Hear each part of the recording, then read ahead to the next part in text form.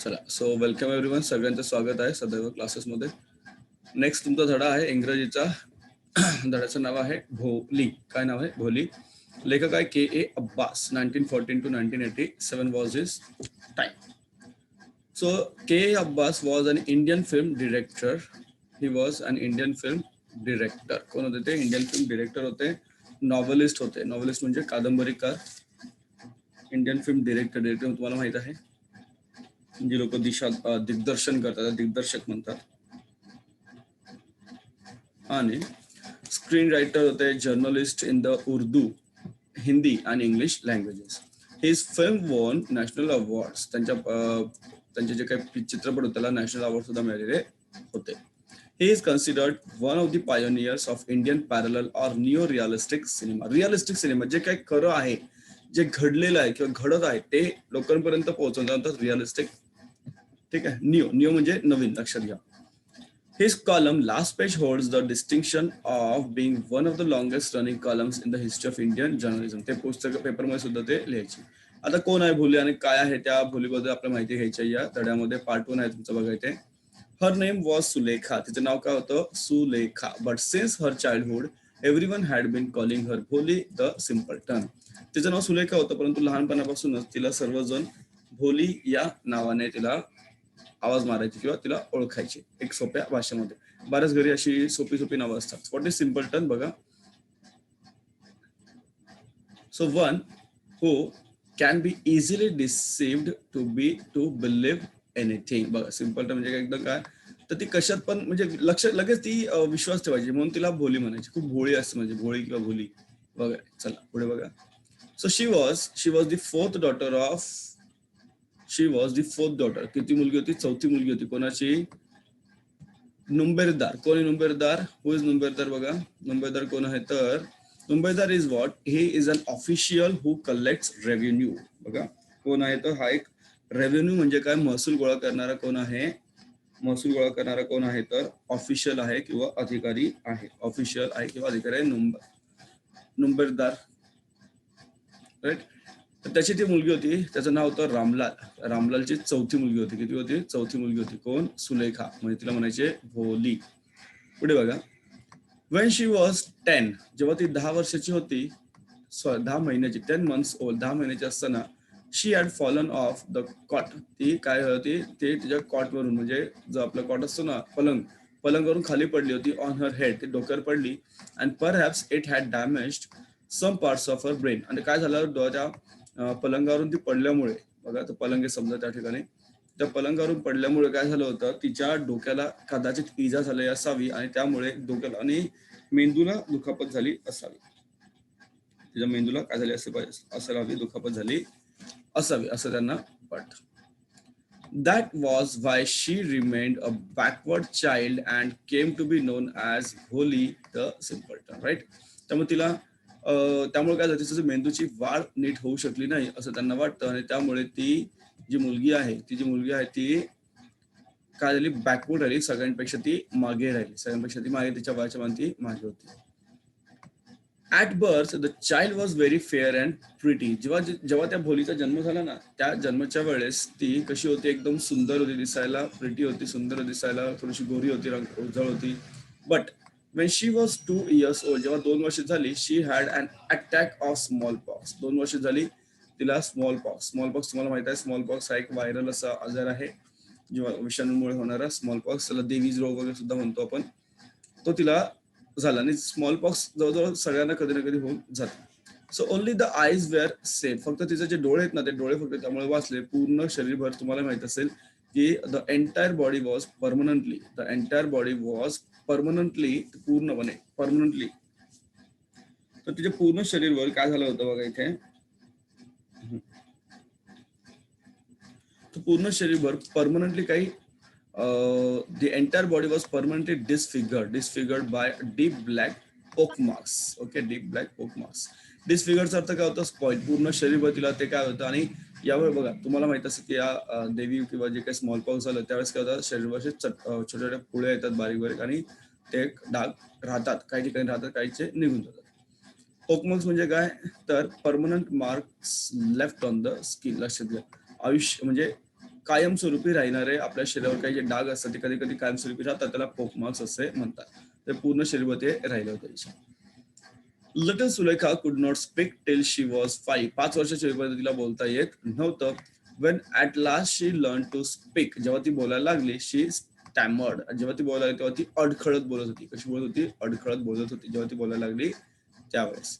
The other children often made fun of her. आता काय होतं अशा वेळेस, काय होतं तुम्हाला माहिती आहे की अशा वेळेस बाकीची जी काही मुलं होती ती काय करायची, तिची मजा घ्यायची सर्व लोक, अँड मिमिक टर्न, तिची कॉपी करायची, ती जशी बोलत तसं बोलणं असते ते बोलून तिला चिडवायची.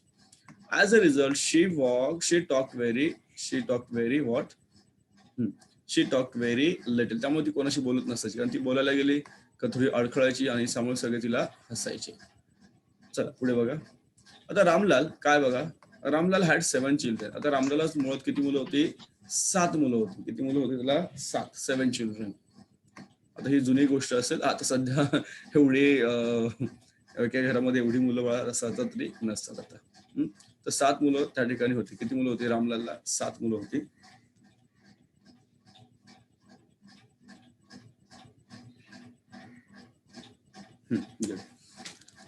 सो रामलालला 7 मुलं होती त्या ठिकाणी. 3 सन्स, 3 मुलं होते बघा. 3 काय होते? मुलं होते. अँड 4 डॉटर्स, 4 मुली होत्या. काय होत्या? 4 मुली होत्या आणि 3 मुलं होते. The youngest of them was भोली, आणि सगळ्यात लहान कोण होतं? भोली होती. सगळ्यात लहान कोण होतं? भोली होती. It was prosperous farmers house hold, आणि ते जे घर होतं ते कसं होतं? प्रॉस्परस होतं, समृद्ध होतं. प्रॉस्परसचा अर्थ काय होतं? समृद्ध. बघा मी तुम्हाला शिकवताना प्रत्येक शब्दाचा जवळजवळ जेवढे तुम्हाला मला वाटतात काही काही शब्द कठीण आहेत, त्या प्रत्येक शब्दाचा अर्थ तुम्हाला मी सांगत आहे. तर तुम्ही बसल्याचं लिहू पण शकता किंवा मग नंतर तुम्ही व्हिडिओ बघून पुन्हा एकदा त्याला रिकव्हर करू शकता. चल, सो प्रॉस्परस, समृद्ध असं त्याच्या शेतकऱ्याचं कुटुंब होतं ते. And there was plenty to eat and drink. खूप खायला प्यायला भरपूर होतं, दूध दुभतं होतं, सगळं काही त्या ठिकाणी त्यांच्या घरामध्ये होतं. कमतरता कशाची नव्हती. ऑल द चिल्ड्रेन एक्सेप्ट भोली वर हेल्दी अँड स्ट्रॉंग. तर सगळी जी मुलं होती ना 7, त्या 7 मुलांपैकी भोली जर सोडली, 7 मुलांपैकी जर भोली जर सोडली, तर त्या 7 मुलांपैकी जी 6 मुलं होती, ती 6 मुलं कशी होती? स्ट्रॉंग आणि हेल्दी होती. म्हणजे ते तब्येतीने मजबूत होते, स्ट्रॉंग होते आणि कसे होते? तंदुरुस्त होते. कसे होते ते? तंदुरुस्त होते तब्येतीने. फक्त भोली सोडून, भोलीलाच बिचारीला काही तिची तब्येत काही झाली नाही. The sons had been sent to the city to study in school. त्याचे 3 मुलं होते ना, त्या 3 मुलांना कुठे पाठवलं होतं? शहरात पाठवलं होतं. कशासाठी? शिकण्यासाठी. अँड लॅटर इन कॉलेजेस, बरोबर, शहरामध्ये शाळा शिकायला आणि कॉलेज शिकायला त्यांना पाठवलं होतं. Of the daughters Radha, the elders had already been married. आणि सगळ्यात मोठी मुलगी होती ना राधा, तिचं लग्न झालेलं होतं. राधाचं लग्न आधीच झालेलं होतं. The second daughter Mangala's marriage had also been settled. Ramlal settle, इथे फुल स्टॉप आला पाहिजे. Ramlal would think of third Champa. Okay, तर बघा, पहिल्या मुलीचं लग्न झालं, दुसऱ्या मुलीचं लग्न जमवलं होतं, तिसऱ्या मुलीच्या लग्नाची तयारी चालली होती, आणि उरलं कोण शेवटी? 4 नंबरला कोण होतं या ठिकाणी? आता कोण होतं सांगा बरं? कोण होतं? भोली होती. So they were good looking healthy girls. आता या 3 मुली होत्या ना, पहिली, दुसरी, तिसऱ्या 3 मुली चांगल्या होत्या, दिसायला होत्या, तब्येत त्यांची चांगली होती. And it was not difficult to find bright grooms for them. आणि त्यांना नवरदेव शोधणं काही कठीण गोष्ट नसते. सुंदर मुलींना पटकन नवरदेव भेटून जातात. असू द्या, जोकापाट. But Ramlal was worried about Bholi. पण रामलालला कोणाची चिंता होती? भोलीची चिंता होती. कोणाची चिंता होती? भोलीची. शी निदर लुक गुड, बरोबर, शी निदर गुड लुक्स नॉर इंटेलिजन्स. एकदा ती हुशार पण नव्हती आणि दिसायला सुद्धा कशी होती?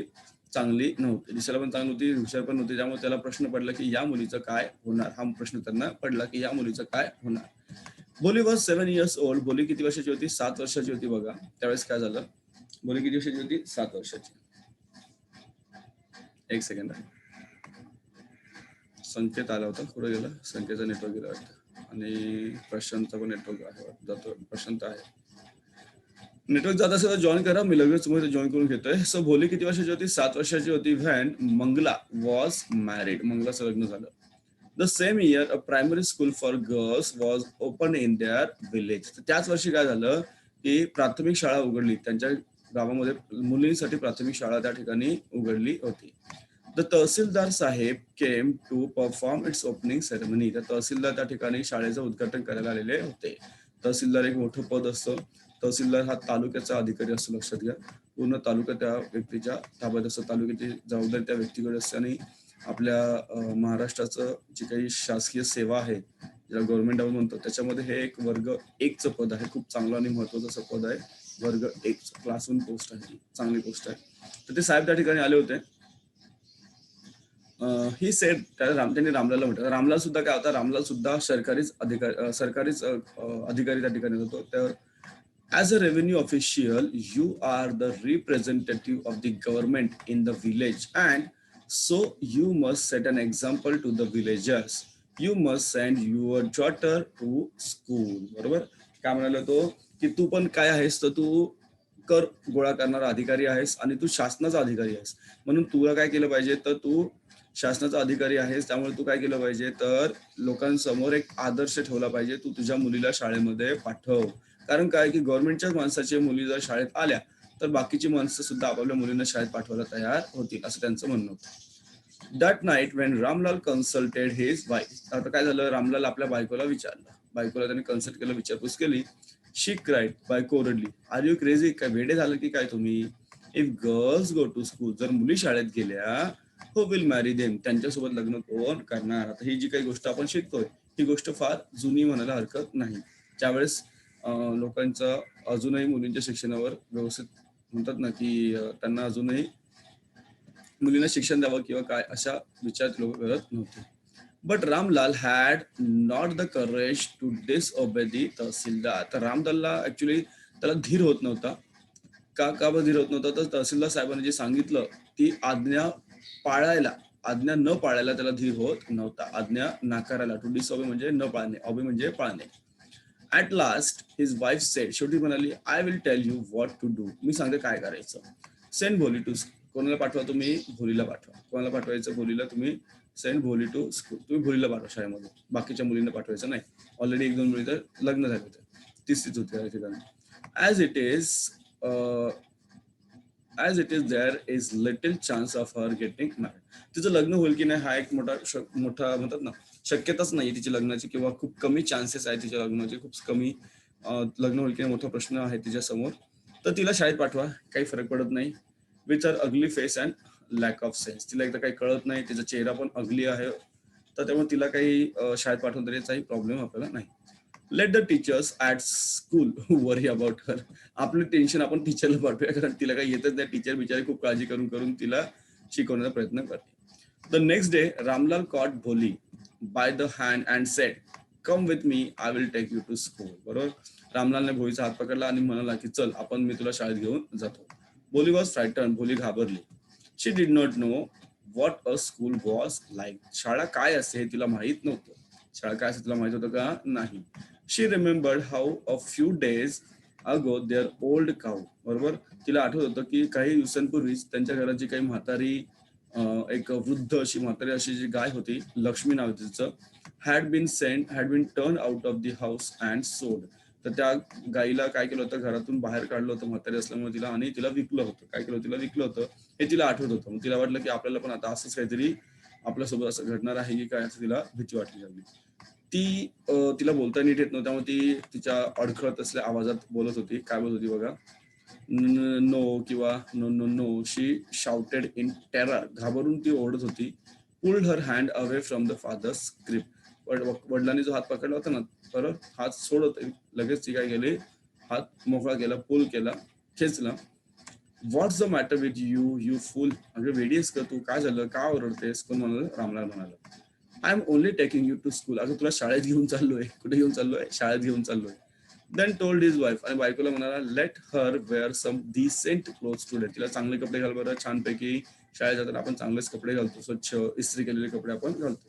तर त्यांनी सांगितलं हिला चांगले कपडे घाल. काय करेल? छानपैकी असे कपडे घाल. Or else, what will teacher and other school girls think of us when they see her? नाहीतर जो बाकीच्या टीचरने बघितलं हिला साध्या कपड्यांमध्ये, तर ते म्हणते की काय आहे, एवढे मोठे अधिकारी आयकर गोळा करणारे आणि यांच्या मुलीकडे कपडे, चांगले कपडे नाही, असं ते म्हणू शकतात. नेक्स्ट बघा पुढे, खूप छान आहे, आपण थोडं हळू चाललोय. न्यू क्लोथ्स, नवीन कपडे घातले तिला. New clothes had never been made for Bholi. तर नवीन कपडे तिला कधीच बिचारीला आयुष्यात मध्ये मिळालेले नव्हते. The old dresses of her sisters were passed on to her. तिच्या तिच्या बहिणींचे जे काही जुने कपडे तेच तिला नेहमी यायचे, कारण ती लहान होती.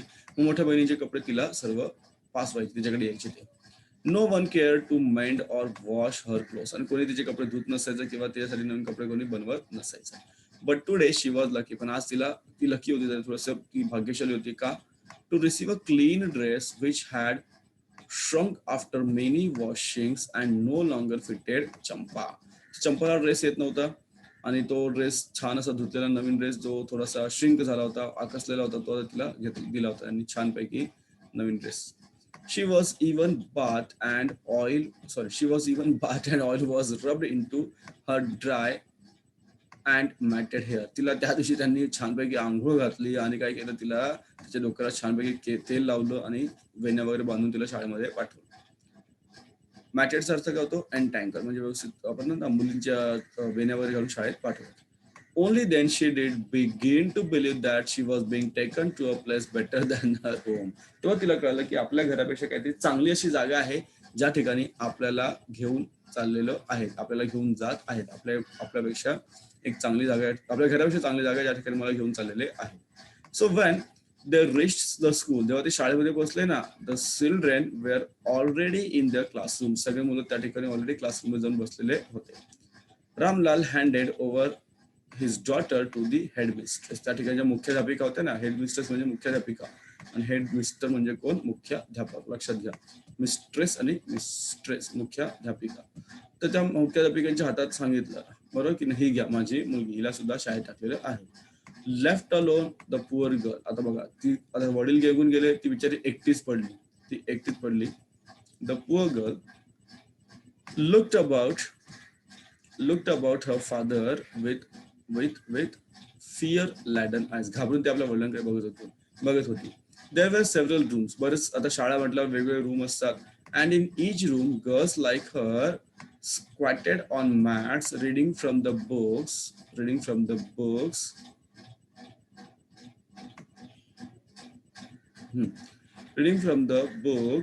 or writing on the slates. त्या ठिकाणी तिने बघितलं, बऱ्याच वर्गामध्ये मुली होत्या, त्या मुली त्या ठिकाणी चटईवर बसलेल्या होत्या.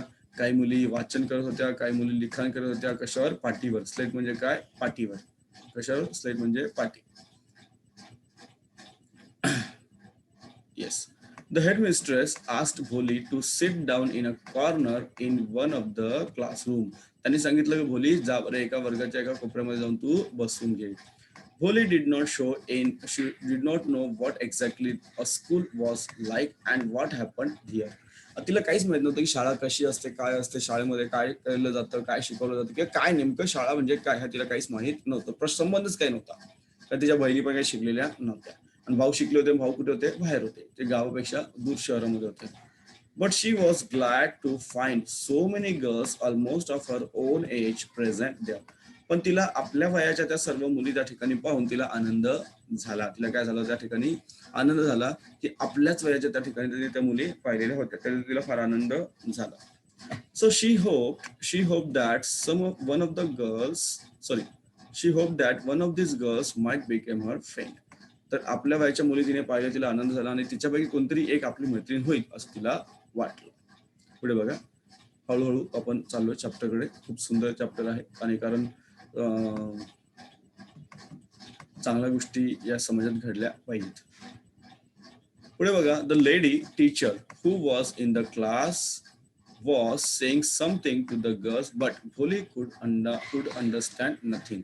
तर टीचर होती त्या ठिकाणी, शिक्षिका होती, ती त्या मुलीला काहीतरी सांगत होती, पण भोलीला काहीच कळत नव्हतं. She looked at the pictures on the walls. तर त्या भिंतीवर जे काही चित्रवर चिटकवली होती, अडकवली, त्या ठिकाणी ती पाहत होती. The colours fascinated her. तिला ते कलर फार आवडत होते, रंग आवडत होते. The horse was brown just like horse on which the tahsildar had come to visit their village. तर घोडा त्यांनी बघितला, घोडा चित्र कसं होतं? ब्राऊन होतं. घोडा ब्राऊन होता. जसा घोडा तिने बघितला होता, आणि त्या घोड्यावर कोण आला होता? तहसीलदार साहेब त्या दिवशी आलेले होते. द गोट वॉज ब्लॅक लाईक द गोट ऑफ देअर नेबर. तिच्या शेजारच्या घरी असलेली जी शेळी होती, त्या शेळीसारखीच एक गोट त्या ठिकाणी होती, ती पण काळीच होती, म्हणजे चित्रामध्ये. The parrot was green like the parrot she had seen in the mango orchard. तर आमराई, ऑर्कड म्हणजे काय, राई. तर आमराई, मँगो ऑर्कड म्हणजे आमराई, ज्या ठिकाणी आंब्याचीच झाडं असतात. तर आमराईमध्ये ते जसे पोपट असतो ना, तसंच पोपट त्या ठिकाणी तिने पाहिलं पण चित्रामध्ये. And cow was just like their own Lakshmi. बरोबर, त्यांच्या लक्ष्मीसारखी काऊ तिने पाहिली. And suddenly Bholi notice that the teacher was standing by her side smiling at her. थोड्या वेळ बघितलं की टीचर त्या ठिकाणी आली आणि त्या ठिकाणी तिला ती टीचर तिच्याकडे बघून हसत आहे. काय झालं त्यांचं बोलणं बघा पुढे. What is your name little one. टीचरने तिने विचारलं की तुझं नाव काय बाळा, तुझं नाव काय. ती म्हणाली भो भो भो भो भो. शी कुड स्टॅमर नो फर्दर दॅन दॅट. त्याच्या पुढे तिचं बोलतं चाललं नाही, भो भो भो. Then she began to cry and tears flowed from her eyes in a helpless flood. बरोबर, helpless flood. ती पुढे बोलायच्या ऐवजी आधीच काय झालं तिला, ती पुढे बोलणार त्याच्या आधी काय झालं, तिला रडायला लागलं, तिला रडू यायला लागलं. ती रडायला लागली, तिच्या डोळ्यातून अश्रू वाहू लागले. She kept her head down as she sat in her corner not daring to look up and the girls who she knew were still laughing at her. Okay, she knew were still laughing at her. ती घाबरली, रडत रडत कोपऱ्यात जाऊन बसली, तिने मान खाली घातली आणि परत तिने वर पाहिलंच नाही. तिची भीती, हिंमतच झाली नाही वर पाहायची. बाकीच्या मुली ज्या होत्या ना, त्या बाकीच्या मुली तिला बघून हसतच होत्या त्या ठिकाणी. त्या सर्व मुली तिला बघून काय करत होत्या, हसत होत्या. पुढे काय झालं बघा. So when the school bell rang, जेव्हा शाळेची घंटा वाजली, all the girls scurried out of classroom. Scurried म्हणजे काय, ran or move away in a hurry. घाईघाईमध्ये सगळे वर्गाच्या बाहेर पळाले. But Bholi dare not to leave her corner. परंतु तिला विचारलं, एवढी भीती वाटली की ती पुन्हा त्या कॉर्नरच्या बाहेर पडलीच नाही. तिच्या कॉर्नर म्हणजे त्या कोपऱ्यातून ती बाहेर आलीच नाही. हर हेड स्टील लोवर. तिचं डोकं खालीच होतं. शी केप्ट ऑन सॉबिंग. ती रडत होती, रडत होती. भोली, आता कोण आलं, टीचर त्या ठिकाणी आलं. Bholi, the teacher voice was so soft and soothing. In all her life she had never been called like that. It touched her heart. तिला एवढ्या प्रेमाने भोली म्हणून तिला आवाज दिला की तिच्या आयुष्यभर तिने असा आवाज आतापर्यंत कधी तिने ऐकलेला नव्हता. कोणीही एवढ्या प्रेमाने तिला भोली म्हटलेलं नव्हतं. तिला ते तिच्या हृदयाला ते गोष्टी स्पर्श झाल्या. गेट अप, उठ. कोण म्हणाल, teacher. It was not a command. ही काही तुला कमांड दिलेली नाहीये, लक्षात घे. ही काही कमांड आहे का तुला, नाही. It is not a command. तुला ही आज्ञा वगैरे नाहीये, लक्षात घे. But just a friendly suggestion. मी तुला मैत्रीच्या नात्याने एक सजेशन करते, सल्ला देते. बोली गॉट अप. बोली उठ बाळा. नाव टेल मी युअर नेम. आता सांग बरं तुझं नाव काय. So sweat broke out over her whole body. Would her stammering tongue again disgrace her for the sake. तिला परत प्रश्न पडला. आता परत तिची जीभ अडखळते की काय, असा प्रश्न पडला. फॉर द सेक. हे बघा, ही आहे बोली. Of the kind, sorry, of this kind woman. However, she decided to make an effort. She had such a soothing voice. She would not laugh at her. भो भो भो भो. She, परत तिला बोलायचं पण ती अडखळली परत. वेल डन, वेल डन. बोल बोल, काय तुझं नाव आहे, कम ऑन, फुल नेम, पूर्ण नाव सांग. मग ती म्हणायला लागली भो भो भो भो भोली. At last she was able to say it and felt relieved as if it was a great achievement. Well done. The teacher patted her affectionately. बरं, टीचर काय केलं, तिच्या पाठीवर थाप मारली प्रेमाने आणि म्हणाले खूप छान, तू तुझं नाव बोलायला शिकलीस. Put the fear out of your heart and you will be able to speak like everyone as. तुझ्या मनातलं जे काही भीती आहे ती बाजूला ठेव, आणि जर तू भीती बाजूला ठेवलीस तरच इतर ज्या काही मुली आहेत त्याप्रमाणे सुद्धा बोलायला लागशील किंवा शिकणार. बोली looked up as if to ask, really, खरंच की काय. Yes, it will be very easy. You just come to school every day. Will you come? तू दररोज शाळेमध्ये ये, तू नक्कीच तुला इतर मुलींप्रमाणे बोलता येईल. तू येणार का शाळेमध्ये. बोली म्हणाली. Bholi nodded. No. Say it. No. Bholi nodded म्हणजे मान हलली. नो, नाही तू येणार. नाही. येस. भोली म्हणाली हो, मी शाळेमध्ये दररोज येणार. And then she had been able to say, didn't I tell you, now take this book. आता हे पुस्तक घे आणि दररोज तू शाळेमध्ये ये. The book was full of nice pictures and the pictures were in color: dog, cat, goat, house, parrot, tiger, and a cow just like Lakshmi. And with every picture was a word in a big black letters. तसेच तिला पुस्तक दिलं. त्या पुस्तकामध्ये काय होते चित्र होते कोणाकोणाची डॉग, कॅट, गोट, हाऊस, पॅरट, टायगर आणि काऊ त्याच्या बाजूला त्यांची नावं लिहिली होती मोठ्या मोठ्या अक्षरामध्ये. In 1 month, you will be able to read this book. Then I will give you a bigger book. Then a still bigger one. In time, you will be you will be more learn. बघ तू हे पुस्तक वाच नंतर मी तुला मोठं पुस्तक देईन आणखी मोठं पुस्तक देईन थोड्या वेळ तुला काही दिवसांनी तुला आणखी मोठं पुस्तक मी तुला देईन. Than anyone else in the village. तर तू एवढं शिकल्यानंतर तू गावातल्या सर्व लोकांपेक्षा तू जास्त शिकलेली होशील right. Then no one will ever be able to laugh at you. मग तुला कोणी हसणार नाही. People will listen to you with respect and you will be able to speak without the slightest stammer. लोक तुला मान देतील, तुझा सन्मान करतील आणि तू सुद्धा न अडखळता बोलू शकतेस. तू सुद्धा न अडथळा बोलू शकतेस. समजलं? Understand? Yes. So now go home. आता घरी जा. And come back early morning tomorrow. Okay, early tomorrow morning. तू आता घरी जायचं आणि उद्या सकाळी लवकर शाळेमध्ये यायचं. बोली फेल्ट. बघा आता बोलीला काय वाटलं की एवढं सगळं घडल्यानंतर बोलीला फार आनंद झाला. Bholi felt as if suddenly all the bells in the village temples were ringing. तिला वाटलं आपल्या गावामध्ये जे काही मंदिर आहे ना मंदिरातल्या सर्व काही घंटा एकाएकी वाजायला लागलेल्या आहेत. And the trees in front of the school house had blossomed into a big red flower. समोर सगळ्या झाडांना मोठी मोठी फुलं. तिला खूप आनंद झाला. ऍक्च्युली हे सगळं सांगायचा उद्देश काय, तिला फार आनंद झाला. Her heart was throbbing with a new hope and a new life. तिला वाटलं की आपलं आता नवीन आयुष्य आपल्याला मिळतंय, नवीन आशा आपल्याला आशा पल्लवी झालेली आहे. असं आपण पाहिलेलं आहे पार्ट 1 पाहिलेला आहे आपण आता.